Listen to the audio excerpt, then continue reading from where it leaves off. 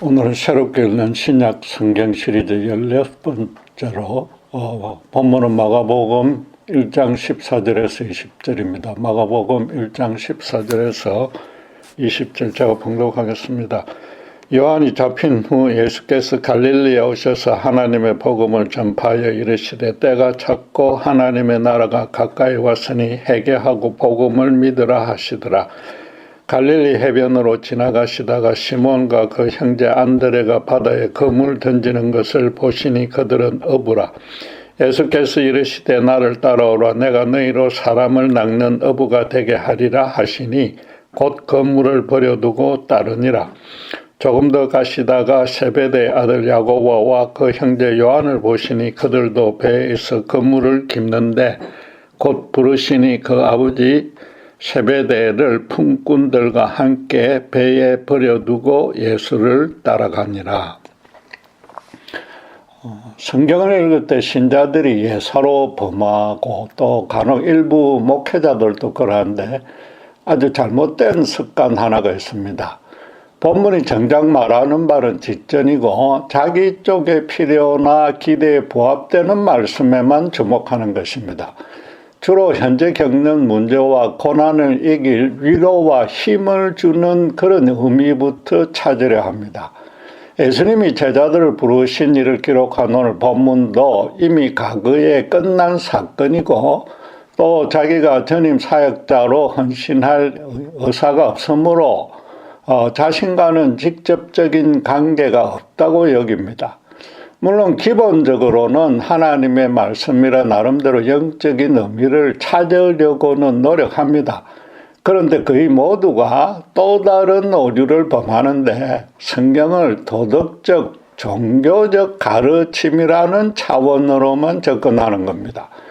그러니까 본문에서도 이 최초의 제자들처럼 재산과 생업에 관심을 끊고서 주님만 따라가야 하는데 지금 그러지 못하고 있다는 죄책감부터 느끼는 겁니다.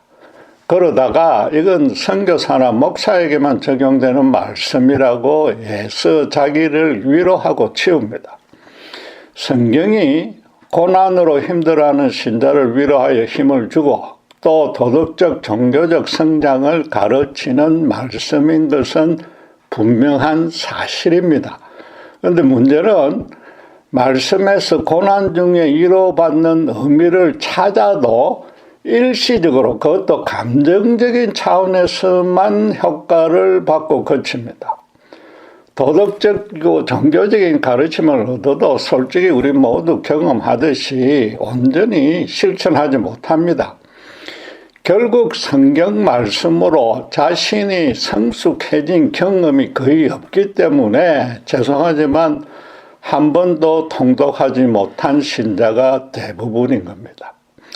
성경에서 현재 상황에서 자기가 듣고 싶은 말씀만 찾으면 하나님을 전적으로 따르지 않겠다는 뜻입니다. 내가 바라는 바가 아무리 어렵다 해도 엄격히 말해서 인간이 하나님을 주관하겠다는 완악함입니다. 반드시 성경 본문이 말하는 의미를 먼저 찾아서 자신의 현재 상황에 반영하고 실현해야만 그분의 은혜와 권능을 제대로 누릴 수 있습니다. 성경은 다른 종교의 경전과는 달리 단순히 도덕과 종교의 계명을 편집해 놓은 책이 아닙니다. 인간은 반드시 하나님과 온전한 관계를 맺어야만 참 인간답게 살 수 있으므로 모든 세대의 모든 인간이 평생토록 자기 삶의 지표로 삼아야 할 그분의 절대적인 진리가 성경입니다. 하나님이 신자에게 가장 먼저 또 일생토록 바라는 사항도 어떤 특정한 거룩한 일을 하라가 아니라 너 자신이 거룩한 사람이 되어라는 겁니다. 쉽게 말해서 본문을 읽고 당장 모든 것을 희생하며 주님만 따르지 못하고 있다고 제발 너무 자책하지 말라는 뜻입니다. 이런 맥락에서 본문이 말하는 바가 정작 무엇인지 한번 살펴보도록 합시다. 마가는 구약 성경과 여호와율법을 모르는 로마인을 대상으로 저작했기에 아주 간결하고도 쉬운 용어로만 설명했습니다. 굳이 심오하고도 신령한 뜻을 찾으려 할 필요 없이 각 용어의 뜻과 앞뒤로 연결되는 흐름만 잘 따져도 충분합니다. 예수님이 요한에게 침례를 받고서 강야에서 사탄의 시험을 물리친 후에 공사역을 시작하는 것이 본문 내용입니다. 가장 먼저 15절에 그 선포하신 메시지가 때가 찼고 하나님의 나라가 가까이 왔으니라고 말합니다.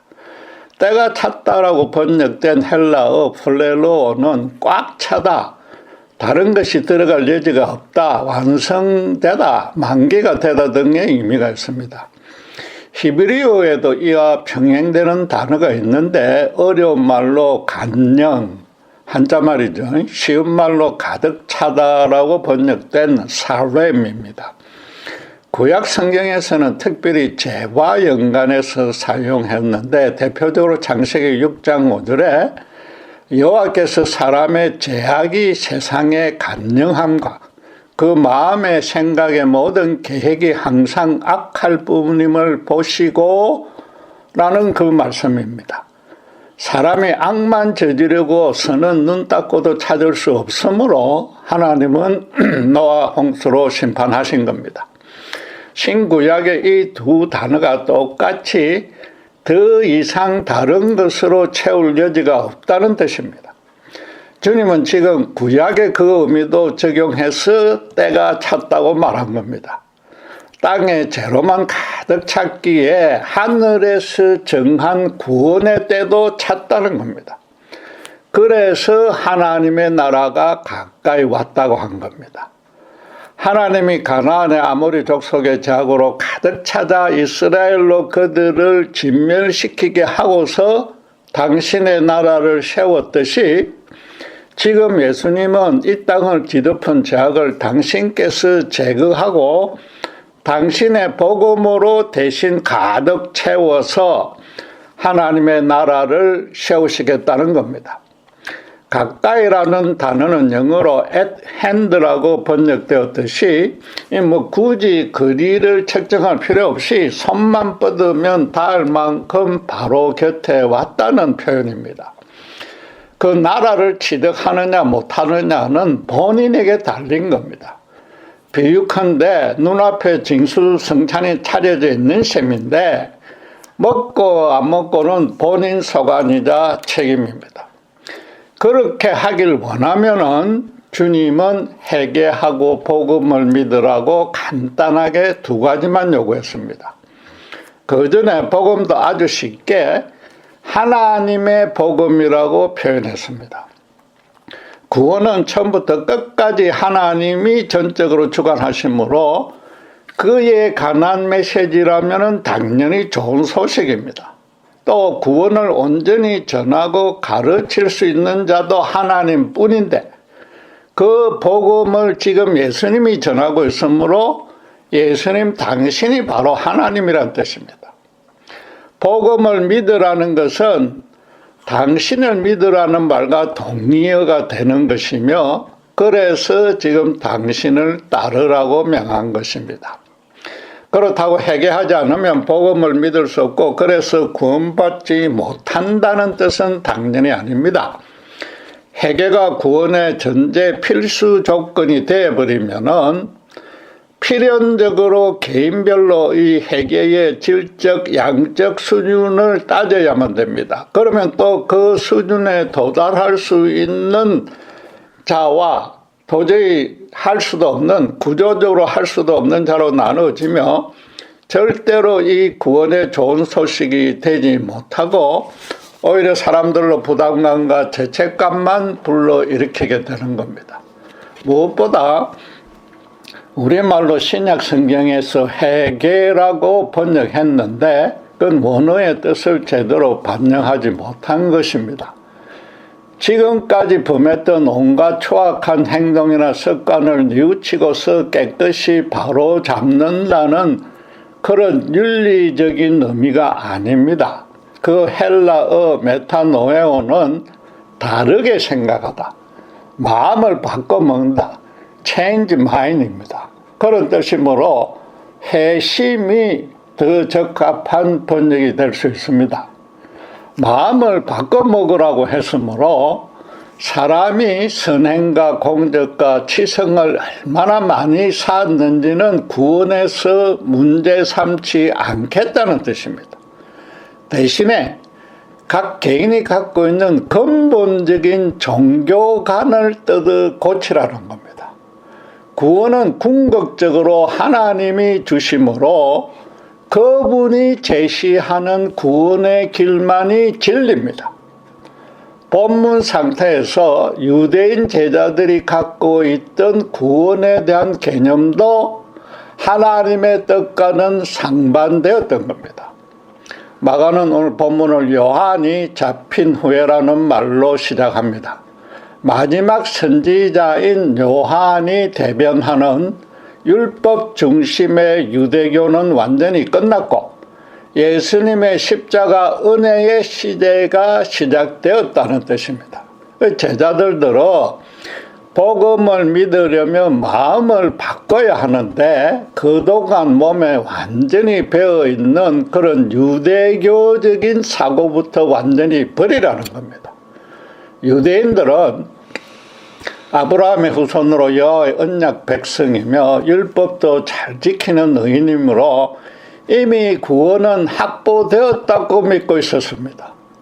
자기들이 이제 하나님에게 바라는 사항은 오직 하나로 현실적으로 다윗 왕국의 영광만 재현해 달라는 겁니다.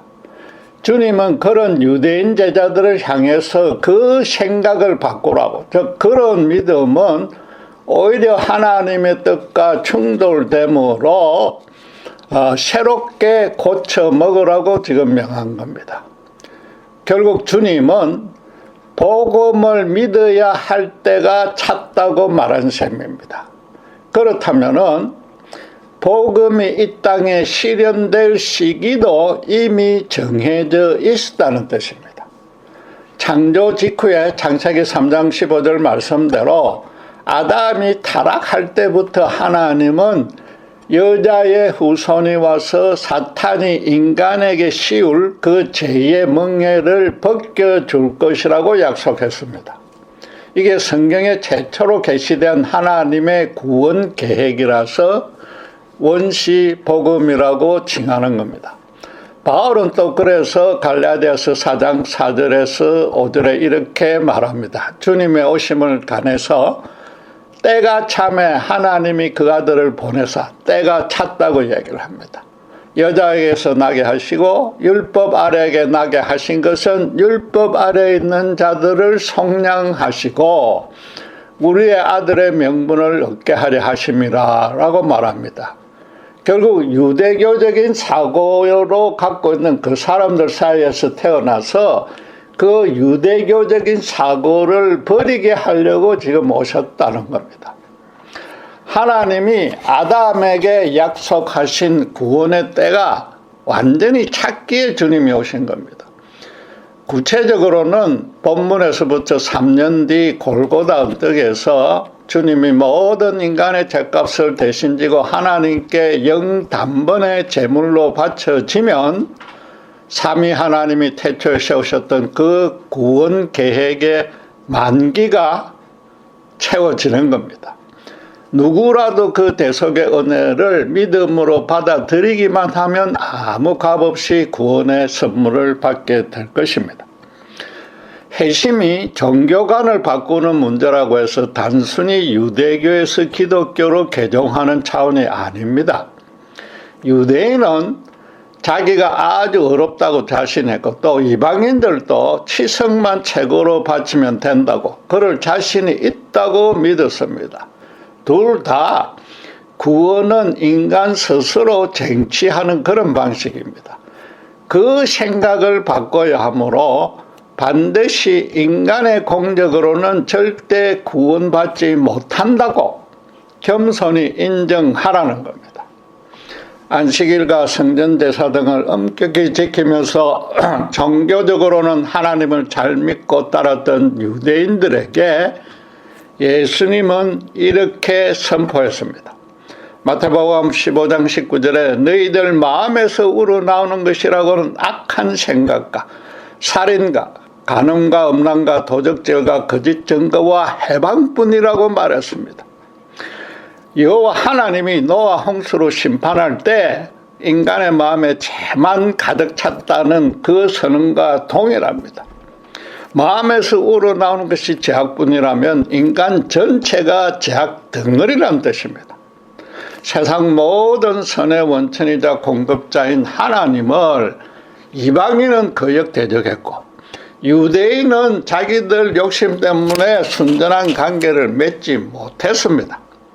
아담의 원죄하에 태어난 모든 인간은 하나님보다 자기를 더 높이 세우려는 그 완악한 본성을 버리지 않았기 때문입니다. 그런 선이, 하나님의 선이 실종된 인간에게 남은 것이라고는 죄악밖에 더 되겠습니까? 따라서 회심의 진짜 의미는 자신의 그런 영적인 실체를 정확히 발견한 겁니다. 자기가 하나님의 진노를 받아 죽음마땅한 천하의 죄인임을 절감하고 또 그 죄를 세상에 있는 어떤 인간적인 방안으로도 씻을 길이 전혀 없다고 실감해야 되는 겁니다. 그런데 문제는 모든 인간의 영적인 시체라 스스로는 자신의 그 실상을 깨닫지 못합니다. 성령이 택한 자에게 임하여 간섭해야만 그 근본 마음의 변화가 가능해지는 겁니다.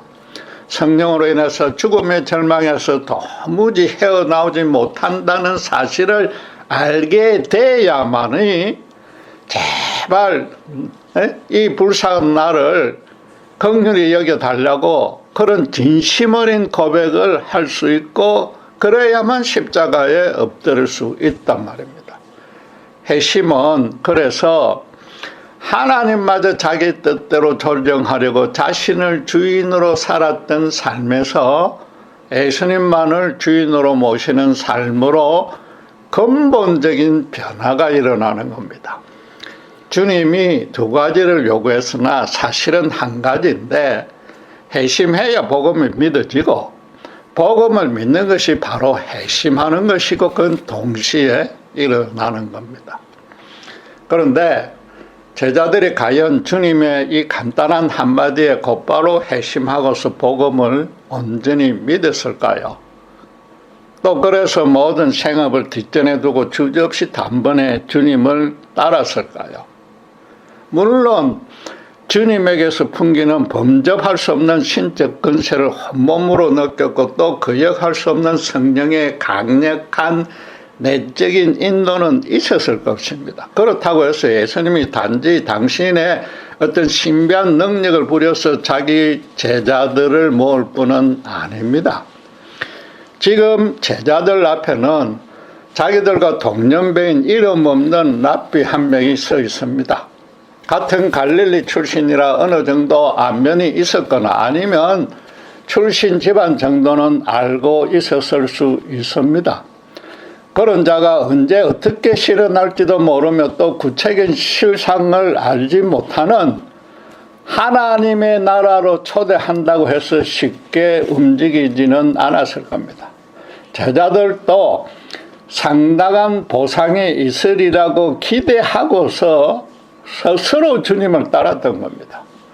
하나님의 나라가 가까웠는데 너희로 사람을 낚는 어부가 되게 해주겠다는 바로 그 약속 때문입니다. 제자들로서는 하나님이 세울 나라가 다윗 왕국의 재현으로 오해했을 것입니다. 사람을 낚는 어부도 그 왕국의 간원들을 모집하는 최고급, 최고위 관리가 되나 보다라고 여겼을 수 있는 겁니다. 복음서 기록에 드러난 제자들의 그 이후의 행태를 보면은 주님의 말씀을 그렇게 오해했을 가능성이 아주 높습니다. 그렇다고 해서 그들이 그 현실적인 보상만 바라지는 않았을 것입니다. 그동안 고기만 낚는 어부였는데 그것으로 삶과 인생의 기쁨과 만족이 전혀 없었기 때문입니다. 사람을 낚는 어부가 당장은 무슨 뜻인지 몰라도, 정확히 몰라도 어쨌든 지금과는 전혀 다른 삶을 살 수 있다는 한 줄기 소망이 생긴 겁니다. 이들을 어부라고 무식하고 비천했다고 평가절하해서는 안 됩니다.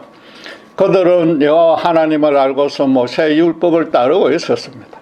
도덕적 종교적으로는 당시로서는 상당한 의인축에 들었습니다. 그들이 가난해서 현실적 형통에 혹한 것도 아닙니다. 자기 배가 있었고 지금 본문에 삭군들도 있었습니다. 그만큼 그런 식으로 부렸기 때문에 베드로와 세베대는 그 지역에서 알아주는 유지였습니다. 그런데 문제는 단지 그것뿐이었단 말입니다. 현실적인 어려움만 없다 뿐이지 자기들 인생에 온전한 소망은 생기지 않았습니다. 자기 동네에서는 이름께나 날렸으나 여전히 로마의 압제 아래서 경제적으로 수탈을 당하고 1등 시민 대우를 받지 못했습니다. 그러다 동족인 정통 유대인들은 이 갈릴리 지역이 이방 헬라의 데가볼리 도시들과 가깝게 있기 때문에 그쪽 간섭에 물들었다고 이방 족속과 다름없다고 천대했습니다. 이방인들도 문화나 사상적으로 아주 열등한 이스라엘의 하층민이라고 멸시했습니다. 그럼에도 그들은 이 지역적인 특성상 이방 세계와 자주 접촉을 했고, 그래서 상당히 진보적이고 개혁적인 의식을 갖게 되었기 때문에 유다 예루살렘의 외식적이고 형식적인 바리새 종교에 지금 염증을 느끼고 있었습니다. 유다 공회의 관원으로 모든 것을 다 갖춘 니고데모조차도 밤중에 예수님을 찾아와서 어떻게 하면 구원을 받을지 진지하게 질문했지 않습니까? 지금 제자들도 종교적으로 정확히 정리하지를 못해서 그렇지 그 심령은 까닭 모르게 억눌려 있기는 마찬가지였습니다. 그런데 주님이 사람 낚는 어부, 즉 지금까지 했던 생각과는 전혀 다른 일을 하게 해준다고 합니다. 구체적으로 무엇을 의미하는지는 몰라도 그 말만으로 소망이 생기고 솔깃할 수밖에 없었던 겁니다. 예수님이 바로 옆에 왔다고 약속한 하나님의 나라는 당신의 십자가 대속 죽음과 부활 후에 완전한 실체를 드러낼 것이지만은 이제 겨우 3년밖에 남지 않았습니다. 창조 때 하나님이 아담에게 약속하신 대로 여자의 후손으로 오신 주님은 사탄이 그 새빨간 거짓말로 모든 인간을 미혹시켰던 모략을 온 천하에 완전히 생생하게 드러낼 것이며, 그래서 죄의 노예로 묶고 있던 인간의 멍에를 완전히 깨뜨리실 겁니다. 그렇다면은 지금 가장 긴장하고 있는 존재는 바로 사탄이자 그 졸개들입니다. 예수님이 마리아에게서 태어나자마자 헤롯을 부추겨서 죽이려 들었으나 하나님이 아비 요셉에게 성령으로 지시하여 모든 위험에서 지켜주셨습니다. 사탄은 그 후로도 주님이 언제 공사역을 시작할지 항상 조마조마해하며 주시하고 있었습니다. 사탄으로서도 이제 여자의 후손으로 온 예수와 최후의 일전을 겨루어야 할 때가 점점 다가왔습니다. 사탄은 사람들이 자기가 묶은 흑암의 근세에서 못 빠져나가도록 마지막 발버둥을 치고 있었던 겁니다. 말하자면 주님이 공사역을 시작하기 전부터 유대 땅은 영적으로는 아주 심하게 짓눌려 있었던 겁니다. 요한이 재기를 회개하고 메시아가 오실 것을 대비하라는 물세례를 베풀자 유다 각처에서 많은 이들이 이 새로운 시대의 도래를 바라며 몰려들었던 까닭입니다. 새날이 새기 전이 가장 어둡듯이 흑암이 세상에 가득 찼으나 그 필연적인 반작용으로 메시아 소망도 이스라엘 온 땅에 가득 찼던 겁니다. 갈릴리 바다에서 고기를 잡던 이 어부들도 그런 영적인 어두움은 충분히 감지하고 인식하고 있었습니다. 그런 와중에 그 말씀의 건세가 서기관과 다르고 그런 한 랍비가 하나님의 나라가 손만 뻗으면 잡힐 것이라고 하면서 그 나라에서 사람을 낚는 직분을 맡겨주겠다고 약속했습니다. 어차피 계속 고기나 잡고 있어 봐야 자기 인생에 쌓이는 것이라고는 눌림과 실망과 좌절뿐이니까 그 제안을 마다할 필요가 전혀 없었던 겁니다. 당시의 랍비 교육은 합숙하면서 스승의 말과 행동을 똑같이 따라서 하는 방식이었습니다. 지금 주님은 역사상 최초로 오직 하나님의 사랑으로만 서로를 섬기는 기독교 공동체를 세우시려는 겁니다. 3년 뒤에 세워질 그 나라의 시민으로 미리 준비시키려고 여전히 영적 시체 가운데 있는 제자들을 모았습니다. 본문에 보면은 분명히 내가 너희로 사람을 낚는 어부가 되게 하리라고 당신이 모든 것을 책임지겠다고 약속했습니다. 당신을 따라오기만 하면 당신께서 복음을 가르치고 삶에서 실현하는 훈련을 시킬 것입니다. 이제 천국의 참된 모형이 역사상 최초로 이 땅에 조직 결성될 것입니다. 베드로와 안드레와 야고보와 요한은 역사상 최초로 주님이 다스리는 그 나라의 시민권을 미리 받은 것입니다. 아직은 다윗 왕국에서 높은 자리를 차지하고 싶은 마음이 더 커서 반드시 주님께 앞으로 3년간 천국의 진리에 대해서 더 배워야만 합니다. 그러다가 주님이 십자가에 죽으시고 부활하게 되면 그동안 배웠던 말씀의 뜻을 정확히 이해할 수 있게 되고 결정적으로 오순절의 진리의 영인 성령이 강림하면 영적으로도 온전한 천국 시민으로 변모될 것입니다. 그렇게 변화된 삶이 너무 은혜롭고 풍성해서 십자가 복음 안에 거하면서 자연스레 주변 사람들도 그 은혜로 초대하게 될 것입니다. 그제야 비로소 사람을 낚는 업으로 살아가게 될 것입니다. 요컨대 본문이 말하는 바는 예수 믿어서 신자가 되면 하나님 나라 시민으로 살아가게 된다는 겁니다. 그래서 이 땅에서부터 주님을 머리로 모시는 사랑의 공동체를 형성해서 장차 들어갈 영광의 천국을 맛보고서 주위에 선전하는 것이 믿음이라고 말한 겁니다. 바꿔 말해서 제자들이 생업을 버리고 곧바로 예수님을 따랐던 것이 도덕적, 종교적 차원의 선행이 아니었단 말입니다. 자기 인생에 아무 소망 없이 흑암의 절망에 빠져 있었는데 생전 처음으로 일생을 두고 자기 전부를 걸고서 따라갈 의미와 가치가 있는 생명의 빛을 붓던 겁니다.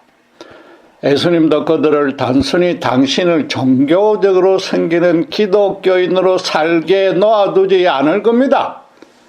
하나님이 창조 때에 원했던 그런 참 사람으로 바꾸어서 천국 가는 그날까지 당신과 거룩하게 동행하도록 인도해 주실 겁니다. 이미 천국 시민이 되었기에 이 땅에서부터 그렇게 살아가도록 보호하고 인도해 줄 것입니다. 주님의 거룩한 통치를 항상 실제로 받고 있기에 그 인생도 실제로 아름답고 진실하고 의로운 모습으로 변모할 것입니다. 당연히 자신의 이전 삶과 주변의 불신자들의 삶과는 완전히 다르게 될 것입니다. 주님이 제자들을 사람 낚는 업으로 세워주었다고 해서 모든 신자가 목사나 선교사로 직업을 바꿀 필요는 전혀 없습니다. 물론 처음 제자들은 장차 성천하여서 이 땅에 더 이상 계시지 않을 예수님의 대리인 역할은 감당해야만 했습니다. 유대 랍비 방식으로 교육받은 그대로 주님과 똑같은 사역을 하면서 똑같이 좋은 소식을 온 천하에 선포해야 했습니다. 십자가 대속 구원이 완성된 뒤라서 하나님 나라가 가까이 온 게 아니라 이제 완전히 임했기에 누구든지 예수의 이름을 순전하게 부르면 천국 시민을 발급받을 수 있다고 구원으로 간절히 초대해야 했습니다. 사도들에 의해서 천국 시민권을 받은 자들도 함께 모여서 진정으로 서로를 섬기는 사랑의 공동체를 세워 나갔습니다. 그렇게 이 땅에 결성된 천국의 아름다운 모습을 보고 초대교회의 그 아름답고 진실된 모습을 보고서 세상 사람들로 하여금 시샘이 나게 했고 또 그래서 그 나라 시민들이 계속 늘어갔습니다. 그 예수운동이 전염병처럼 강력하게 번져나갔기에 그것을 막아설 세력이 하나도 없었습니다. 결국 유대와 사마리아를 넘어서 땅끝까지 복음을 전하며 교회를 세우는 것이 갈릴리 어부들의 새 직업이 되었고 이제는 이전의 생업으로 돌아갈 필요도 없어진 겁니다. 하나님이 그들에게 명령하거나 강건하지 않았으며 회심하여서 복음을 순전히 믿자 자연히 그렇게 된 것입니다. 그들에게는 그 새로운 일은 오히려 너무나 큰 영광이요 감격이었을 겁니다. 오늘날도 미 전도 정족에게 복음을 전하며 목숨을 바쳐가며 그 오지에 가서 교회를 세우는 선교사가 그렇지 않습니까? 신자가 성경의 도덕적 종교적 가르침대로 따른 것은 아주 선하며 신자라면 누구나 그렇게 해야 됩니다. 문제는 아무리 믿음이 좋아도 인간 스스로는 절대로 온전해질 수 없으므로 하나님 당신께서 신자의 일생을 주도해 주십니다. 그런 뜻을 구약시대에도 나단 선지자를 통해서 명백히 밝혔습니다. 사무엘하 7장 5절 6절은 이렇게 말합니다. 네가 나를 위하여 내가 살 집을 건축하겠느냐? 내가 이스라엘 자손을 애굽에서 인도하여 내던 날부터 오늘까지 집에 살지 아니하고 장막과 성막 안에서 다녔나니 너희들하고 계속 다녔단 말이죠. 하나님은 인간들은 당신을 지극정성으로 섬기라고 요구하지 않았고 반대로 당신께서 언제 어디서나 처음부터 끝까지 당신의 백성들을 보살펴주고 있는 것입니다. 예수님도 지금 제자들들의 생업을 포기하고 가진 전부를 당신께 바치라고 절대 요구하지 않았습니다. 당신을 따르면 하나님 나라 안에서 살게 된다고 선포했을 뿐입니다. 현실 생활을 포기하는 것은 믿음의 가장 좋은 모습이 절대 아니고 오히려 가장 나쁜 모습입니다. 본문이 말하는 바는 인생의 목적과 삶의 방식을 이전과 전혀 다르게 바꾸라는 겁니다. 그러면 당신께서 천국 같은 삶을 맛보게 해준다는 겁니다. 그 일을 늦추면 늦출수록 사탄의 족쇄가 더 강하게 조여질 것이므로 바로 너희들 손해라는 겁니다. 모든 신자는 그래서 세속 직업은 그대로 가진 채 하나님의 나라에서는 사람을 낚는 어부라는 새로운 영적인 직업을 받은 겁니다. 하나님이 신자에게만 주시고 신자에게만 맡긴 일이므로 요즘 말로 하면은 사람이 낚는 어부가 본캐가 됐고 세속의 직업은 그걸 실현하는 부캐로 된 것이 신자인 겁니다. 천국을 가는 길에 함께 갈 자를 모집하는 일을 신자는 일상적으로 수행해야 합니다.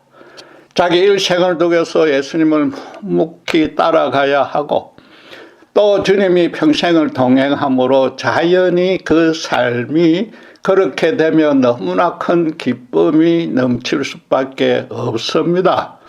신자가 만나는 모든 사람이 천국 가는 길동무입니다.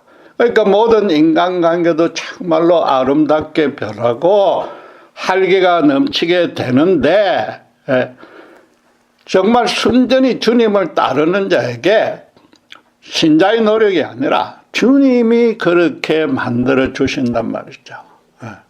자기가 처한 현재의 환경과 행하고 있는 일을 통해서 그게 굳이 도덕적, 종교적으로 그럴싸한 직업이 아니라도 천국이, 그 천국의 빛을 자기 하는 일을 통해서 자기 주변에 조금씩 비출 수 있단 말입니다. 물론 일생을 주님과 동행하는 일은 절대 쉽지 않습니다. 지치고 고달프고 지루하기도 합니다. 연약해서 쓰러지고 사람이 되살아나 때로 죄도 짓습니다. 그러나 자기가 걸어가는 방향과 바라보는 최종 목적지는 절대 바뀌지 않는 겁니다. 주님이 우리를 붙들고 계신 손에 힘이 빠지는 법도 없습니다. 주님이 아직은 유대교의 신앙에 머무는 제자들을 십자가에 매달리는 순교도 맞지 않는 사람 낚는 업으로 기어이 바꾸어 주었듯이 우리도 반드시 당신의 영광된 일꾼으로 당당하게 세워주실 것입니다. 그리고 그것은 확정된 미래이므로 우리는 지금의 환난 중에도 기뻐할 수 있고 주변 사람도 그 기쁨에 동참시킬 수 있는 것입니다. 우리 믿음을 본문에 비추어서 지금 어떠한지 정말로 진지하게 재검토해 보길 원합니다. 실제로 천국을 향해서 오직 예수 그리스도만을 매 순간 동행하며 살기에 현재의 삶과 모든 인간관계가 즐겁고 기쁘고 충만합니까? 아니면 주님 만나기 전에 유대인들처럼 교회 밖에서 나름대로 죄만 덜 지으려고 노력하고 교회에서는 자기 고난을 해결하려고 열심히 기도 봉사하는 정도가 신앙생활의 전부입니까? 기도하겠습니다.